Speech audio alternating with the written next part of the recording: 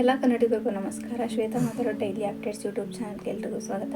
ಇವತ್ತಿನ ಟಾಪಿಕ್ ಏನಪ್ಪ ಅಂದರೆ, ಗರ್ಭಿಣಿ ಆದಂಥವರು ತಮ್ಮ ಮಗುವಿನ ಸ್ಕಿನ್ ಗ್ಲೋ ಆಗೋದಕ್ಕೆ ಯಾವ ಯಾವ ಫುಡ್ಗಳನ್ನ ತಿನ್ನಬೇಕು ಅಂತ ಇವತ್ತು ತಿಳ್ಕೊಳ್ಳೋಣ. ವಿಡಿಯೋನೇ ಎಲ್ಲೂ ಸ್ಕಿಪ್ ಮಾಡೋದಕ್ಕೆ ಹೋಗ್ಬೇಡಿ, ಎಂಡ್ ತನಕ ನೋಡಿ. ವಿಡಿಯೋ ಇಷ್ಟ ಆದರೆ ಲೈಕ್ ಮಾಡಿ, ಶೇರ್ ಮಾಡಿ, ಕಮೆಂಟ್ ಮಾಡಿ, ಹಾಗೆ ಸಬ್ಸ್ಕ್ರೈಬ್ ಕೂಡ ಮಾಡ್ಕೊಳ್ಳಿ ಅಂತ ಹೇಳ್ತಾ ವಿಡಿಯೋನ ಸ್ಟಾರ್ಟ್ ಮಾಡೋಣ. ಮೊದಲಿಗೆ ಗರ್ಭಿಣಿ ಆದಂಥವ್ರು ಯಾವ್ಯಾವ ಫುಡ್ಗಳನ್ನ ತಿಂದರೆ ತಮ್ಮ ಮಗುವಿನ ಆರೋಗ್ಯ ಹೆಲ್ತಿಯಾಗಿರುತ್ತೆ, ಸ್ಕಿನ್ ಗ್ಲೋ ಆಗೋದಕ್ಕೆ ಯಾವ್ಯಾವ ಫುಡ್ಗಳು ಹೆಲ್ಪ್ ಮಾಡುತ್ತೆ ಅಂತ ತಿಳ್ಕೊಳ್ಳೋಣ. ಎಲ್ಲ ತಂದೆ ತಾಯಿಯರಿಗೆ ಒಂದು ಆಸೆ ಇರುತ್ತೆ, ನಮ್ಮ ಮಗು ಬೆಳ್ಳಗೆ ಗುಂಡಾಗಿ ಹುಟ್ಟಬೇಕು ಅಂತ. ಆ ಹುಟ್ಟುವಂಥ ಮಗು ತಮ್ಮ ತಂದೆ ತಾಯಿಯರ ಬಣ್ಣವನ್ನು ಹೋಲುತ್ತೆ. ತಂದೆ ತಾಯಿ ಇಬ್ಬರು ಬೆಳ್ಳಗಿದ್ದರೆ, ಫೇರ್ ಆಗಿದ್ದರೆ ತಮ್ಮ ಮಗುನೂ ಅಷ್ಟೇ ಬೆಳ್ಳಗೆ ಮುದ್ದಾಗಿ ಹುಟ್ಟಿರುತ್ತೆ. ಅದರಲ್ಲೇ ಒಬ್ಬರು ಬೆಳ್ಳಗೆ ಒಬ್ಬರು ಡಾರ್ಕ್ ಆಗಿದ್ದರೆ ಅದು ನಿಮ್ಮ ಬಣ್ಣನೇ ಹೋಲುತ್ತೆ ಅಂತ ಹೇಳ್ಬೋದು. ಹಾಗಾದರೆ ಗರ್ಭಿಣಿ ಆದಂಥವರು ಯಾವ ಯಾವ ಫುಡ್ಗಳನ್ನ ಸೇವಿಸೋದ್ರಿಂದ ನಿಮ್ಮ ಮಗು ಇನ್ನೂ ಚೆನ್ನಾಗಿ ಫೇರ್ ಆಗಿ ಬರೋದಕ್ಕೆ ಸಾಧ್ಯ ಆಗುತ್ತೆ ಅನ್ನೋದಾದರೆ ಒಂದೊಂದಾಗಿ ತಿಳ್ಕೊಳ್ಳೋಣ. ಮೊದಲನೇದಾಗಿ ಡೈರಿ ಪ್ರಾಡಕ್ಟ್ಸ್ ಆದಲ್ಲಿ ಹಾಲನ್ನ ಕುಡಿಯುವಾಗ ಸ್ವಲ್ಪ ಅರಿಶಿನ ಹಾಕ್ಕೊಂಡು ಕುಡೀರಿ, ಇಲ್ಲಾಂದರೆ ಏಲಕ್ಕಿ ಹಾಕ್ಕೊಂಡು ಕುಡೀರಿ. ಇದು ತುಂಬ ಮುಖ್ಯ.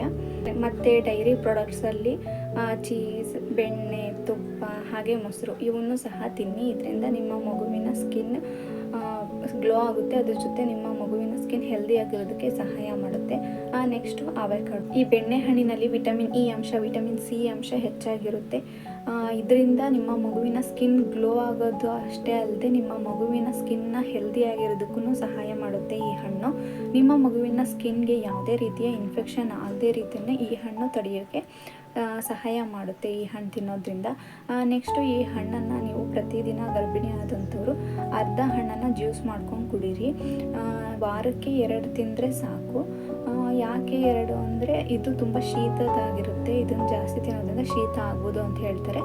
ನೀವು ಬೆಳಗ್ಗೆ ಮತ್ತು ಮಧ್ಯಾಹ್ನ ತಿನ್ನಿ, ಸಂಜೆ ಹೊತ್ತು ತಿನ್ನೋದಕ್ಕೆ ಹೋಗ್ಬಿಡಿ, ಯಾಕೆಂದರೆ ಶೀತ ಆಗ್ಬೋದು. ಸೊ ಅದಕ್ಕೋಸ್ಕರ.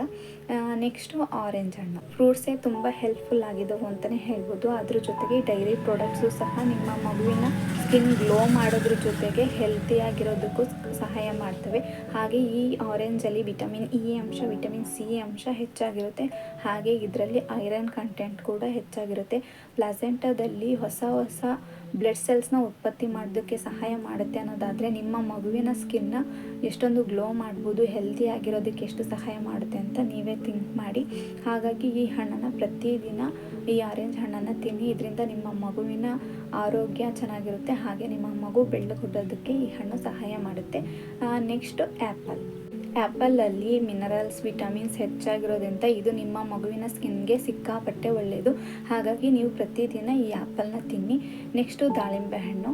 ಈ ದಾಳಿಂಬೆ ಹಣ್ಣು ತಿನ್ನೋದ್ರಿಂದ ನಿಮ್ಮ ಮಗುವಿನ ಸ್ಕಿನ್ ಗ್ಲೋ ಆಗೋದ್ರ ಜೊತೆಗೆ ಬ್ಲಡ್ನ ಇನ್ಕ್ರೀಸ್ ಮಾಡೋದಕ್ಕೂ ಈ ಹಣ್ಣು ಸಹಾಯ ಮಾಡುತ್ತೆ.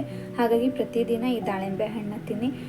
ನೆಕ್ಸ್ಟು ಯಾವ ಫುಡ್ ಅನ್ನೋದಾದರೆ, ಡೈಲಿ ನೀವು ಮಾಡುವಂಥ ಅಡುಗೆಯಲ್ಲಿ ತರಕಾರಿಗಳನ್ನ ಆ್ಯಡ್ ಮಾಡ್ಕೊಳ್ಳಿ. ಅದರಲ್ಲಿ ಹೆಚ್ಚಾಗಿ ಕ್ಯಾರೆಟ್ ಮತ್ತು ಬೀಟ್ರೋಟ್ನೇ ಆ್ಯಡ್ ಮಾಡ್ಕೊಳ್ಳಿ.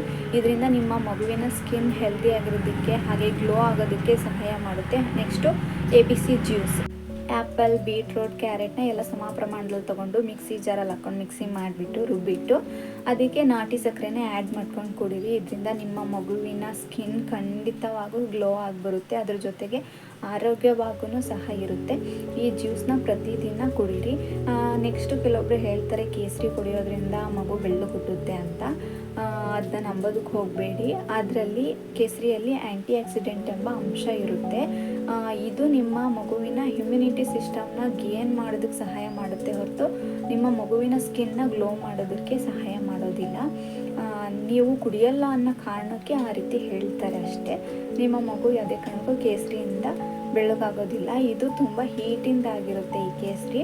ಅದನ್ನ ಕುಡಿತಿದ್ದೀರಾ ಅಂದರೆ ಹಾಲಿಗೆ ಹಾಕ್ಕೊಂಡು ಅದನ್ನ 3 ರಿಂದ 4 ಎಳೆಗಳು ಅಷ್ಟೇ ಹಾಕ್ಕೊಳ್ಳಿ, ಜಾಸ್ತಿ ತೊಗೊಳೋದಕ್ಕೆ ಹೋಗ್ಬೇಡಿ. ಇದು ಹೀಟಿಂದ ಆಗಿರುತ್ತೆ.